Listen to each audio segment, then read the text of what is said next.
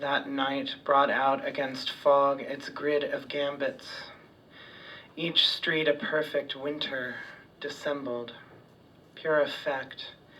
After that, anything outside, all scumble, marine layer a low hover, that suffered dwelling to disappear into weather, facade, a slow fade into gradient.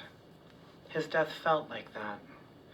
To unlock and open the front door onto a lost element, looking for purchase, to find a vanishing inside, a home where once there'd been rooms, and no humus into which to inter his memory, no image.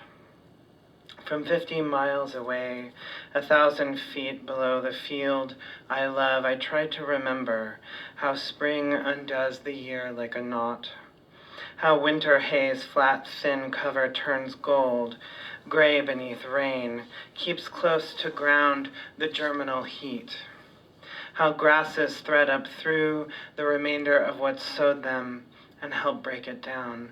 All spring following his death, I turned in thought to pale green, stems infiltrating the annual weave of leavings, each seed a knot in the energy net flung out over the field so the caught space can blossom. June 4th, I board the ferry in time to see spring end on Atlas Peak, grasses turning again to seed, each stem an eidolon of itself, brittle inflorescences shattering. In my wake, I leave the cabin each afternoon for the field's edge to sit and watch what I can't see, work the surface. Wind, which I've never cared for, in particular, cares only for particulars. This rachis, this spikelet, these lauticules, nothing too miniature to be seized by a shaking, neither grief nor fear, and far more complete. Days I close my eyes, I hear the smallest ocean's smallest surf break. Beneath my feet, a pile of gold seeds that rattles the dust. After 14 years of living with HIV and the side effects of protease inhibitors, after persistent misdiagnosed abdominal pain turned out to be colon cancer that spread to his liver, after the removal of the tumor in the majority of his colon, after chemotherapy's nausea and neuropathy, after a perforated abdomen led to a heart attack, following 3 surgeries and a seizure after the second surgery, after severe peritonitis and a very bad case of blood poisoning that almost killed him, Reginald died. His final letter to me ending, as always, "Take good care, my friend." A gesture, I leave the field to hike up the trail, thick with wildflowers. Less vetch this year, but plenty of Mariposa lilies. All the flowers bountiful until halfway to the ridge, I enter another field of a liminal tint, blue-green, stems covered in pale hair, thousands still tender, but others older, each branch ending in a bright ball of spikes, soon to bloom. Yellow star thistle, non-native, invasive, particularly noxious to grazing animals. Each year the thistle spreads farther down trail. Each year each plant bears 1 to 1,000 seed heads, each seed head holding as many as 80 seeds, the life of one plant easily leaving 100 behind. Knowing nothing I do will help, I pull up 100 young plants. Each time I pass the first field of them, I grip each stem low to ensure I get the long, ingenious taproot that even during drought reaches water, and my forearms blister where they're pricked by lateral spines.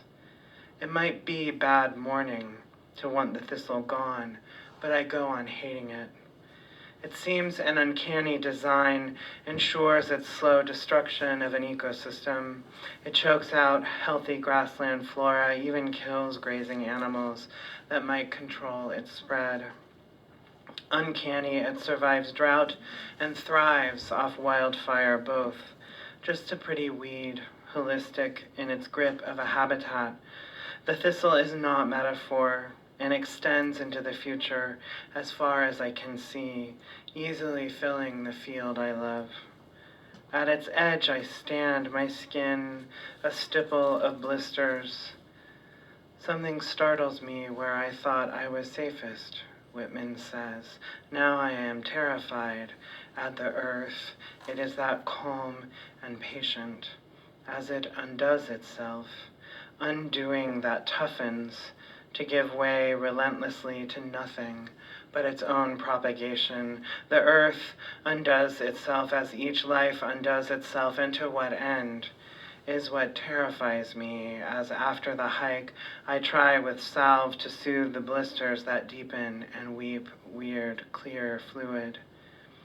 The day before Reginald died, we spoke on the phone, but morphine filled his speech so completely it was terrible to listen to him disappearing, even as he said, "I love you," and I echoed him, the last thing I could bear before I had to say goodbye, filled with the certainty I'd failed to witness the death of a friend I'd loved. Good morning accepts transience, sure. It makes sense in the field I love, where I see next year already on the stem. Sun draws inflorescences taut, and wind separates what's left into seed and chaff. But I was raised to believe in a personal God attending a death whose final horizon is eternity, an ideal persistent as the star thistle seeds carried to California by contaminated feed in the 1850s, whose progeny covers 12 to 15 million acres currently. What chemistry, as Whitman would say. It is that calm and patient. And though the thistle isn't metaphor, I find myself kneeling, weeding the lowest field again, and I become everything. About root giving up ground, the groan it grudges as it eases up, out, the subtle scent of the flower that when eaten by horses causes brain lesions and mycosal mouth ulcers that lead to eventual death by starvation and dehydration, and when eaten by bees makes exceptional honey, heavily fragrant and strangely dark, almost gray. 2 weeks before we spoke, Reginald in the hospital wrote his last poem, God with Us, ending it, how I want to believe, a pearl, an irritant. It's one thing to want to believe, to live by building a mind on the fault between faith and doubt. It's another to believe the longing for belief, an attack, a distrust of immersion in the material given us as habit and habitat. No possible rush of friendship for stones, grasses, and humus, as if the human were over and the wild deer in us were released at last, at dusk to disappear into the stand of manzanita far across the field I love. If we die to become nothing but matter, so that being itself might continue, grounded by ground itself, such a sweet thing out of such corruptions. Who wouldn't wish to linger in the material world that won't spare me or let me hold a living hand to him? All spring I'll return to bring grief to the field, always one root I can't pull out entire. As above, so below, from star down to thistle, it's all the same, still firm in the ground. Today it breaks in my hand, bad morning that this summer flowers, the life only destruction makes possible.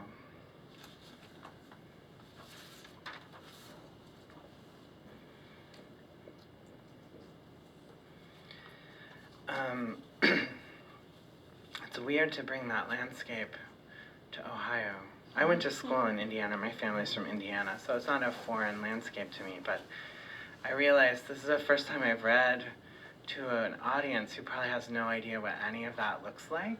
So I'm like, wow, it's probably a completely abstract poem for most of you. So I'm going to read one more new poem, which actually is related to that one. It's called Atlas Peak. I'm actually reading it for Rick, because it's a poem he's been very supportive of. And it's very different in that it's not an elegy, it's a love poem. But it takes place in the same landscape. And do y'all know the Japanese form, the Haibun form? Have some of you heard of it? No, doesn't look like it. Basically, it's a form that the poet Basho used as a travel journal form. It's known best as a kind of travel journal of a very condensed prose interspersed with haiku that are kind of like these pauses in the narrative that either sum up some of the narrative or give a really sort of startling imagistic pause in the narrative.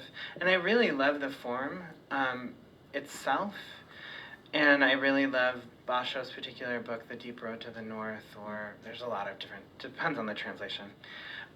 So you can see the form is kind of like a haiku-esque kind of poem with a prose commentary or something on the bottom, and they alternate. This is, of course, before I knew about what I was looking at. I didn't know what star thistle was when I wrote this. So I would have actually probably been a very different poem if I had known what I was looking at, but I was very new to California, or to that part of California when I wrote this. Atlas Peak. Dirt path, berry black scat, grass nest. The old corral's white paint, whiter for summer's colors ending in the fields, weathered, silver stalks.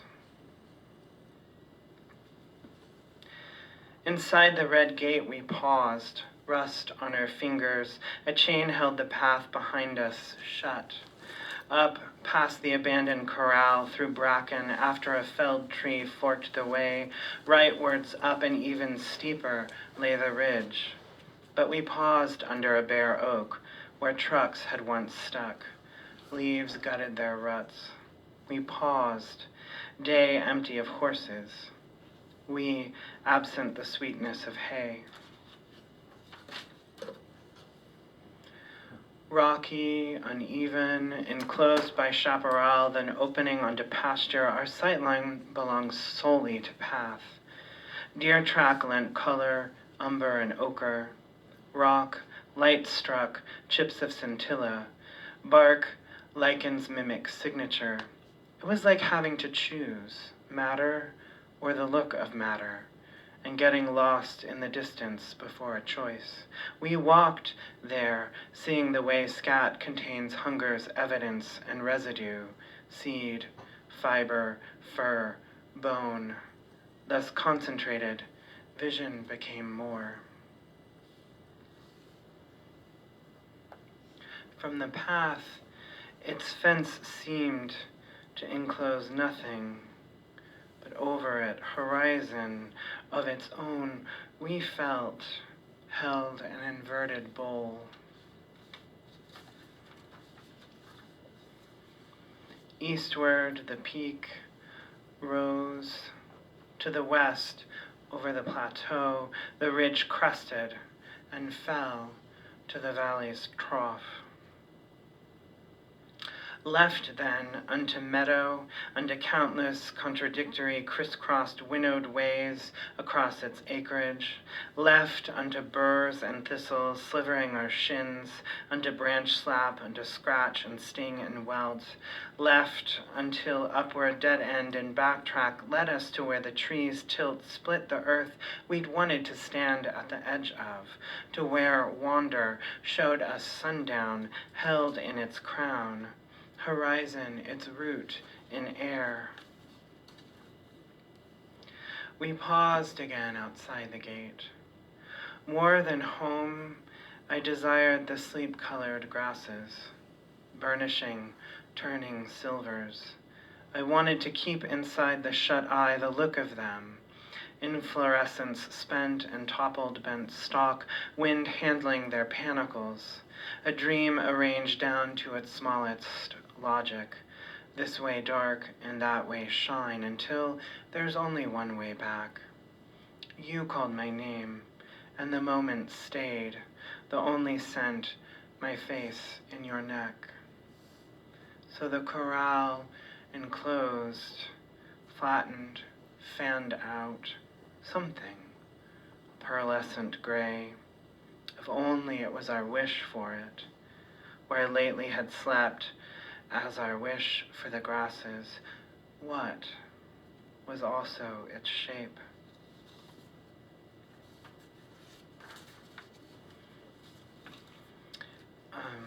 So I'm gonna read, sort of reading backwards. I don't know what it is about grass, not marijuana, but grass, that I love so much, but I felt it was necessary to qualify that, given what was coming after it. But it's kind of that new book is my book of grasses.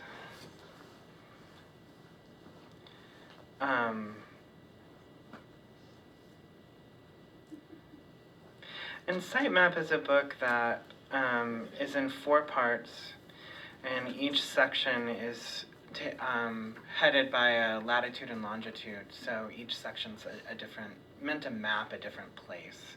And all the poems were written in that place. Many of them were written on foot while I was hiking or walking.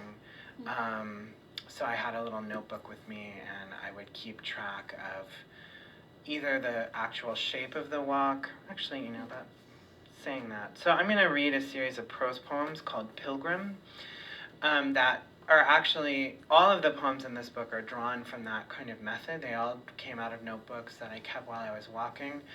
But Pilgrim was what I would call the purest.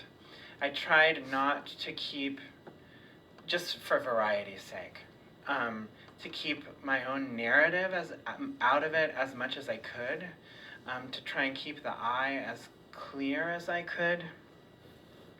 As you'll see at the end, the self's narrative comes in anyways, because I don't think you can ever keep it completely out of what you do.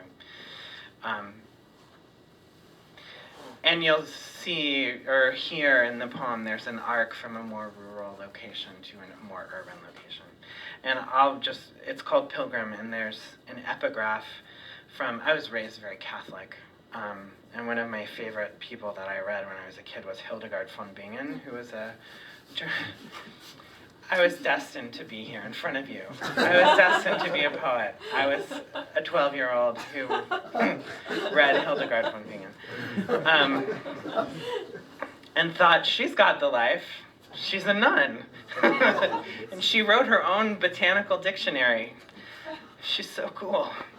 But this is a quote from her book of divine works. This is a little like religious humor. At least it was for me. A pilgrim, where am I? In the shadow of death. And in what path am I journeying? In the path of error. And what consolation do I have? That which pilgrims have. Thanks, Hildegard. Super helpful. And each of these prose poems begins with a little, a short title. They go by really fast, so they're not very long, so. The ravine a canoe. Wind narrows its deep creek current through, carries the landscape forward into disappearance. Boulder to dust, keenness of no use or latitude. The path follows far as the vanishing point. Wind's edge, the map ends here. Errant. Lost to document and topography, you ask, what logic have I followed? Is it mine? Is there elsewhere I might go? But sleep is a kind of English. Constantly, no answer. A type of spine. From fetal to unfurl, ferns. Upturned, the path among boulders breaks its fever of mosquitoes. The pond lists with pollen. At bank, a tipped birch soaks its silver sidelong in the water that holds what, goes where, and nothing, nowhere are answers you're ready for. Ripple, midge, gelid nebulae of frogs' eggs. Ash, birch, beech, pine. Among them, understory, where ferns forest the floor in miniature. Seeds reel down from a supreme unraveling. Upwards, fungus terraces the trunks. Lichen further whitens blanch. The path doesn't end here. Disperses where forked infinitely. Lent to the lingering shapes of trees. Death lives an other kind of life. Errant reply. You are here now, infernal beneath the meadow's far hem. Do you want it to go on, this life a screed of signs, this struggle under the slumber of everything? You have tunneled this far. There isn't there, a language entirely wakeful, you ask, because all you left behind has dreamt of it. As being is to begin, laid down among the signs a self assigned, decided it was only ever upward unto nothing, grass and wildflowers, each stem the very thread of trembling, as little weight as color on the eye. There was an order you could choose to enter, another, in doing so, to leave. You were, as before a river or a tree decides to branch. West to dust. At the crossroads, digitalis quickens its cups. What in wind to hold, to home, what to house you now? Call back walls, the black slate roof, the locked door that answered your name like a key. Asphalt westward is wet, and longitude, and summer is everything, is a noun, is touched by water, being led, let it, latitude, curving over, along, farther, away, way west to dust. To drag about, to torment, to wallow, roots of the sweet word I trammel, Vulca, he's gone, fucking someone else. Nothing goes by luck in composition, not in this city of four kinds of sleep. Ends, ended, will end, will have ended. Lake water poised at the lip of spillage, each image trembles as it's written. Devotion, vovere, vow, yes, forms repeat themselves so. Cars, daily traffic, streets, whose shape the lake dictates, my thighs open like a fan against heat. Day after day, the notebook also, the dirt in the path, so packed it shines. In any weather, you'll find me kneeling.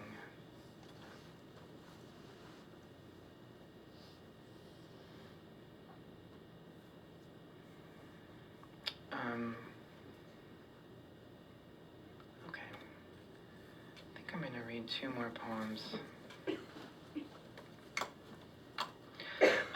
My next book that's coming out is called I'm actually reading backwards. It would probably have been better to start here, because I think I gave you these long, hard poems first. My next book is called Pleasure, and the reason it's called Pleasure is that several of the poems, or the first half of the book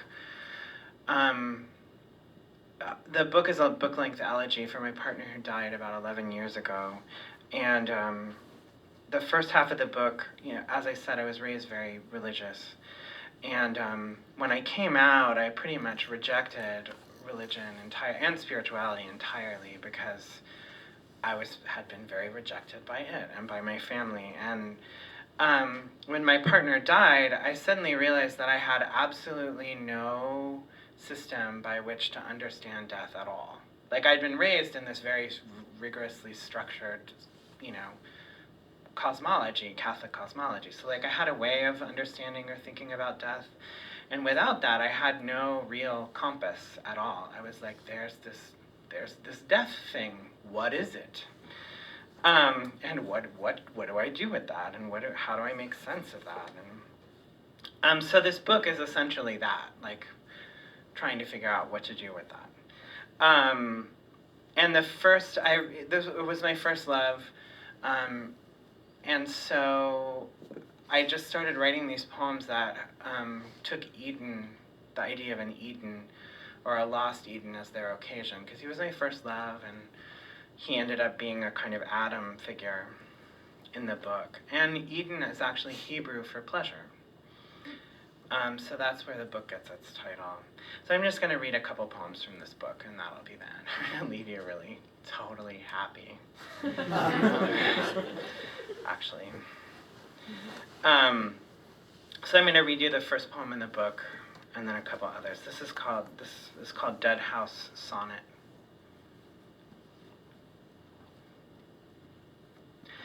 House of each sentence endlessly hinged, house of each phrase open elegy.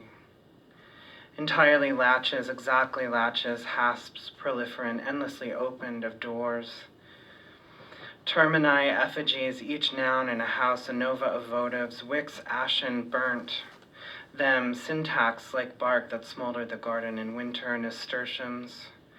Come summer, undone verbs, burnt them, burnt tense, the presence past, burnt. That, house of ash, house a tinge, a reek of eucalyptus oil, burnt the wild. Burnt the intractable, weedy, deep-rooted tufts of thistle's purple furs, made house to come down, trash, screen slash, jams unplumbed without. Doors, made drain porcelain the old forms, gave chip, gave to stain. Structure, made gone what touched him, stripped paint, grain of floor, made. Gauged the gouge of form the firmament fallen, made whiteness. A wall made frame the fallen, lavish tragedian shadow where a picture hung. Made what's left a nail, nib of shadow, made it mine tongue unto nothing. Made it quite, it query, quizzling, quietude's quill that silence.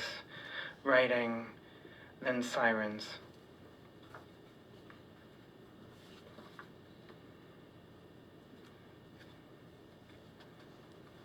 Okay. So to say, I can't read just these other two, but there's one that's not as terrifying to end on. Okay. I haven't read these, and the book is coming out, and I actually wrote this book a while ago. It was finished a while ago, and it had a harder time finding a publisher. And so he's been dead for 11 years, and the book is now, it was done like 6 years ago, and so I haven't been reading this section because I thought, oh God, I can't, I'm not in mourning anymore, he's really been dead. So to read them, I go back into this place of like, it's very strange. So 2 more poems. This is called Dreamt Dead Eden. 2 years you're dead, and still I write I'm Eden, entire, bed down and force bloomed in seasons, where flesh, untenable, suffers. Summer touches everything like metaphor. So nasturtiums furl their botched silks, weave burn inward. Nothing here dies alone. Endless replicate, grief breeds meaning until the small utopias fall.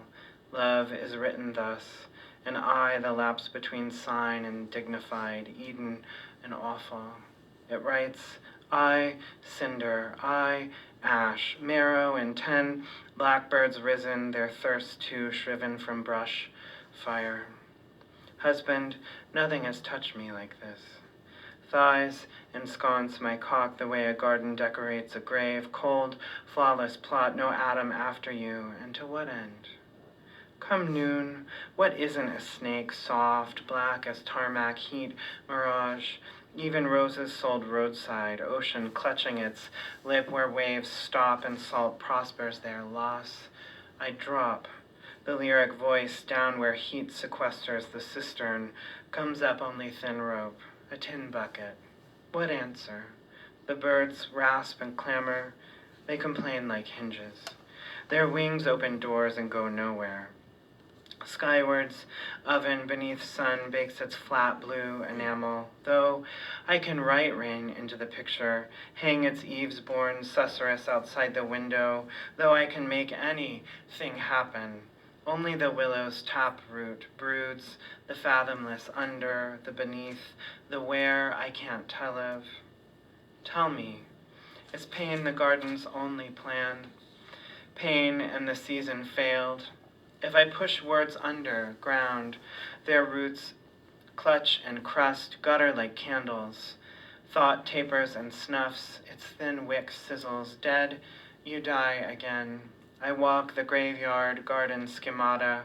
It plans assassination, my sex souvenired. Picture me there, neuter, widow, widower, my young man's hands clasped behind my back. For the men who carried you straight to the grave's horizon, knives from so many stitches, skin patched back like awkward sawed ivies, several white shoots grown from cuttings, so thin. By the end, breath required not even a mouth. Yes, they had to cut your throat, but don't worry, I am making it beautiful.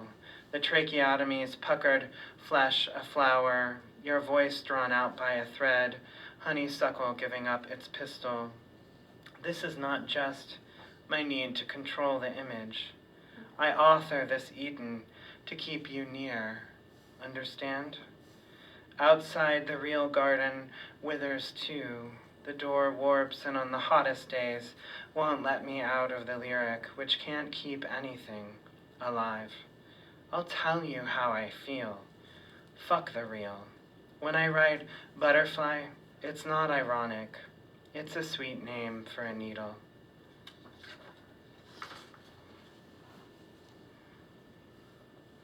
And this is the last poem I'll read. It's called Eden, Pleasure, and it begins with an etymology for the word mystery. To be closed of eyes or lips is mystery. How many times then was he secrecy to me?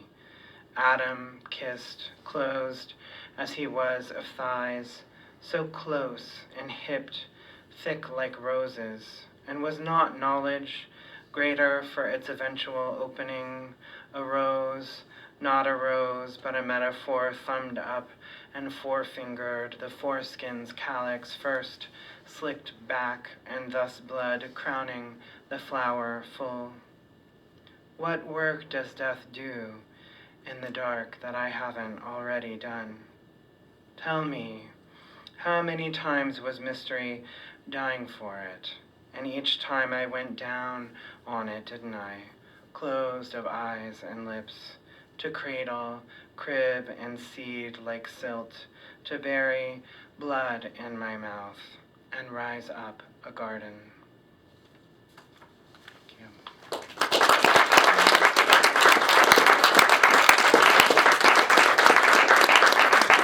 I've never known how.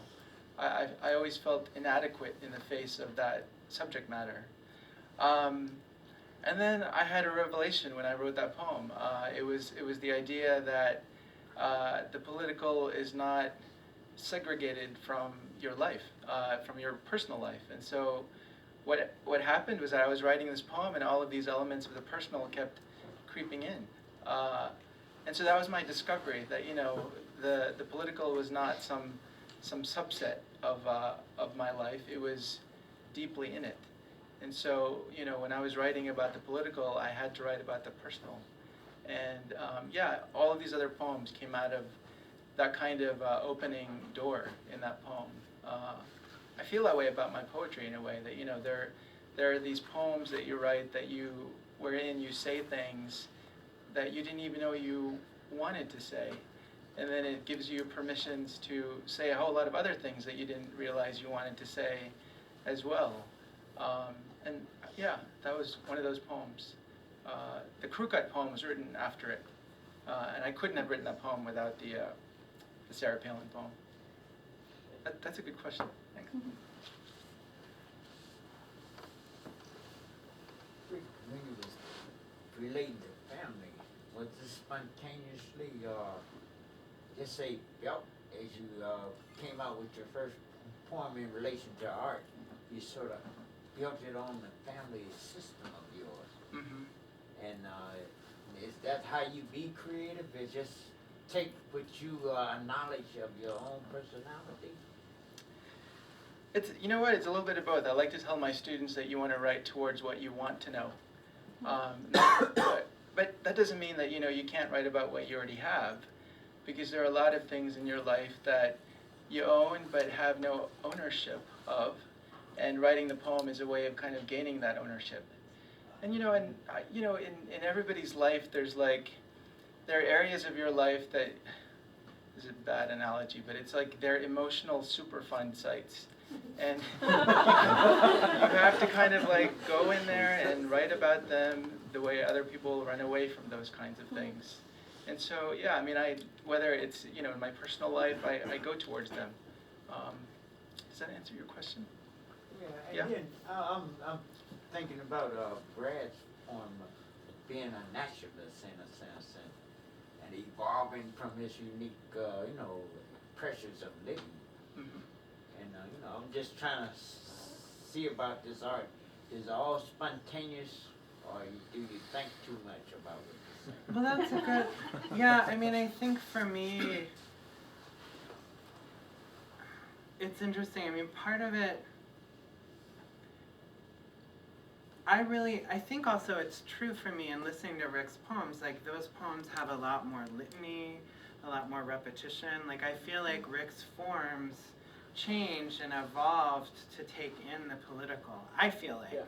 And so I feel like part of what you're asking about is also a question about form. Like I feel like with that poem Star Thistle, there was a lot of data in that poem about like how many seeds and a head of star thistle and when did it come to America and all that stuff, which was knowledge that I had been carrying around and affected my experience of Reginald's death as I was like sort of raging at, essentially something that was killing the world. But I feel like I formally had to really work to get the poem to hold that knowledge, and that the older style of a more compressed lyric wouldn't hold the data in the same way. Like the lines had to get longer, it had to risk being a little more prosy, though without lapsing into prose. So I feel like part of it is like half of it was spontaneous, like all of that was there in the experience, but the formal aspect had to be more, at least for me, it had to be more like, how do I get the form that will hold the complexity of this experience? And that it forced the poem to really change. Does that sort of answer? So I feel like part of it's spontaneous, but part of it's really deliberate in terms of like, okay, now I have to build this thing that's equal to the experience, to me. Right. Yeah. I feel that all art is really a courage of the artist. Well, and then they take people where they've never been before. I hope so. Good art, yeah. I hope so. Yeah, but I think it needs to be said that art is the courage of making, not, you know what, content is cheap. You can quote me on that.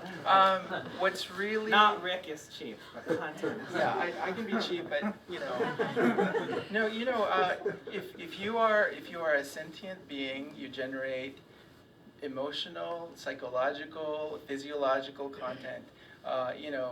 Content is not what makes artists or writers special. Everybody's got content. But what is it about the artist or the writer that is different? Not special, but different. It is this absolute mania to create form out of this content that's constantly being generated by that person. You should see that Star Thistle poem, because formally it's incredibly intricate. The content is obviously very special because it's an elegy for somebody who died, but the journey that Brian had to take to give that poem life was a formal journey. The content was a given. So just because you've got content, people, doesn't mean you're special.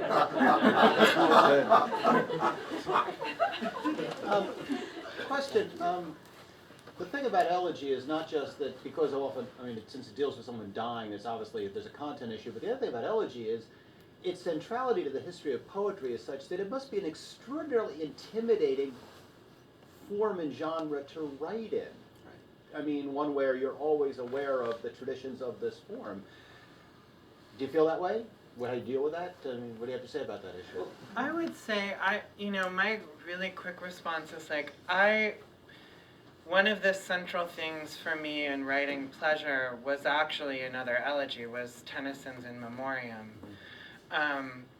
Because I think especially for gay men, although I think this is actually true for actually world culture now, is like, AIDS is a really huge shift in consciousness in terms of what we have to take in terms of thinking about our bodies, thinking about sexuality, thinking about public health, thinking about religion's relationship to sexuality and public policy. And I feel like, for me, the poem also grows out of that shift in consciousness that attended the AIDS crisis and continues to attend the AIDS crisis. And I feel like Tennyson's In Memoriam, in terms of that poem being occasioned by Arthur Hallam's death, but then being about this larger shift in consciousness that Darwin and the idea that man had this like longer span of time on Earth, and that it had to take in new discoveries in geology and evolution, and it was really a reaction to a zeitgeist as well as to a personal event. That was really freeing for me. I actually found that unintimidating, as opposed to more intimidating, because I felt like it allowed me to place my own experience within a generational experience, or more historical experience, and that the challenge then was being up to that, that's why I admire Rick's poems so much, because he's up to the challenge of like Sarah Palin, who's fucking hard to write about, right? And doing it in a way that makes a good poem. So I feel like for me what was intimidating more was in having a model that was so willing to bring in so much data. And I think that's hard for poems to handle, and that it's a real formal challenge, especially if you're a lyricist, or you work more by your ear than by sentences or whatever. So. Well, one of the things Tennyson does is he makes a really long poem about all these big things, but does it by little lyric segments, like little so it's great for the guy who's trained himself in lyric. Yeah, no, that's Tennyson, true. yeah. He was very smart that way, too. You also have to remember that it's hard to write elegies or sonnets now because, in a way, all of the formal demands are so much freer. I mean, if you remember, elegy actually used to denote a meter. So there was a very prescribed kind of way that you would write an elegy in the past. But since then, the very notion of elegy has changed from a metric to a content. So, which suggests that, any form that you use, you can designate for your elegy. But that makes it harder for you, doesn't it? Because you have to come up with a kind of an invention for your content that has not been prescribed for you. So maybe that's one of the curses of where we are in our moment in poetry. Everything is fair game, but then, a lot of it is garbage because there's no rubric in a way, right? I love you. Rick has this cranky side I've never seen. I'm like, I've never been a student, so I'm suddenly like, who are you? It's amazing. Well, I was supposed to teach today, so I'm here, so I'm like getting my teaching energy. Brian, in your book, you talked about your book Site Map, how you wrote it kind of on the move, like physically moving, coming from a notebook. How was the experience of writing that book different than something like where you're sitting down at a desk and writing a number of poems or maybe a longer length of time? that's an interesting question. It freed me up because I felt like in earlier poems, I was always having to write the occasion of the poem into the poem. Like, I had to make the narrative, you know, and be very dutiful in terms of scene and setting and all of that sort of stuff. And I think with the notebook, it's not like I stopped telling stories or whatever, but I became a couple things because I was really interested in the ecological and becoming more ethically related to where I live. Like, I should know the name of the tree that's outside my house. I should. It's my neighbor. I should know it, you know? And so I really became like, I don't even know what I'm seeing. Like, I'm like, I see grass. What kind of grass? I have no clue. I mean, I just started realizing that I didn't have names for anything that I was seeing. And so part of it is that seeing for me became more complicated and really frustrating. Because I was like, tree, what kind of tree? I don't know. Do I have the time to go find out? You know, like, do I have the right book with me? Like, so I felt like it really challenged me in terms of having to be more precise in terms of what I was seeing. And that I actually made these rules, like, you're not allowed to say tree. Like, you have to know what it is. You're not allowed to say bird. You have to know. I don't do that to my students, but like, maybe I should. But I do it to myself in terms of like, you can't use a natural detail that you haven't bothered to find the name of, because then you're just using it, as opposed to getting to know it. So I feel like it slowed me down. Those Pilgrim poems are super short, and I feel like I hadn't quite developed that ethos yet in those poems. But they forced me to like understand how I was taking in sensory data, how my perception was working, that it was really general instead of more specific. So it did make me in some ways into more of a naturalist, which was really intimidating because I didn't have so much of a naturalist background, and I was like, what if I give it the wrong name? Like, you know, like, but I feel like it was really good for me, you know, and really changed the texture of my writing, in that it also has a really different vocabulary, often more Latinate, and how do I incorporate that music into the poems? So I feel like it was really enjoyable, and it's still really a challenge because, let's say I want to write about a place I haven't been. I feel like I have a very different demand on me. So so I feel like that really changed. I was more, and now I think it's maybe sometimes harder for a reader, like in reading that Star Thistle poem.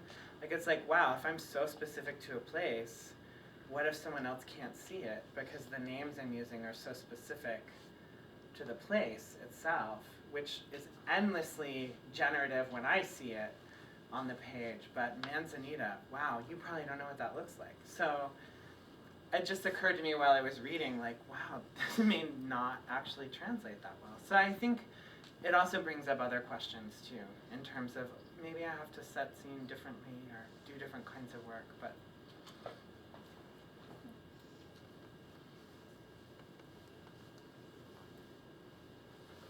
Thank you very much. Oh, there's one last one in the I back. don't know if it's a good question or not, but I think in the poems that you're reading, you know, you mentioned these poems.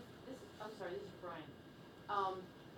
That just now, some of the poems, that poetry that you had written is coming out, that it's older, and it shows the side of, you know, the struggle, and so the part that might be not be fair is to put you on the spot and say you've probably come past that and into a whole new realm, and how were you expressing your feelings now as you have healed or are striving towards another future, moving on? Well, you heard the first two poems I read were really recent poems. Atlas Peak and Star Thistle were written within the past couple of years. So I feel like the weird thing about pleasure coming out, I don't know, you have the experience. I don't know if Rick has this experience, but I really have, in the same way that I have a lot of compassion for my students, in the sense that it's really hard to be a writer, really hard, and takes a lot of courage to make things that you're responsible for. Like, you put them out in the world, and then their life out in the world is you're responsible for it.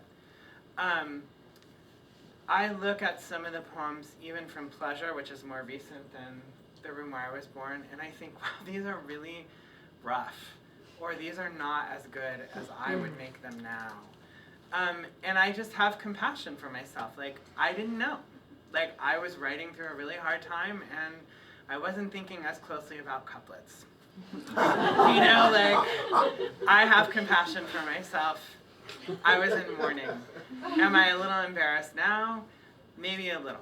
You know, like, it's a little unrestrained. But hopefully other people will, you know, be understanding in the same way. But I feel like you grow, you know, like, you grow and you learn.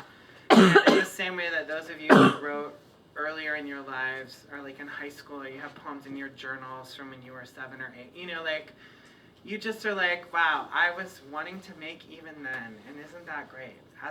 And I will never show this to anyone ever again. So I feel like you just kind of have to, it's a good way of practicing a kind of humility in the face of craft, and that you're always growing, and that you're always learning, and that even if you publish it, you still want to edit it, you know? It's just true. I think that's true. Rick's like, not for me. They're perfect. No, I mean, I tend to think of my old work as, I tend to think of my new work as a critique of the work that I was doing before.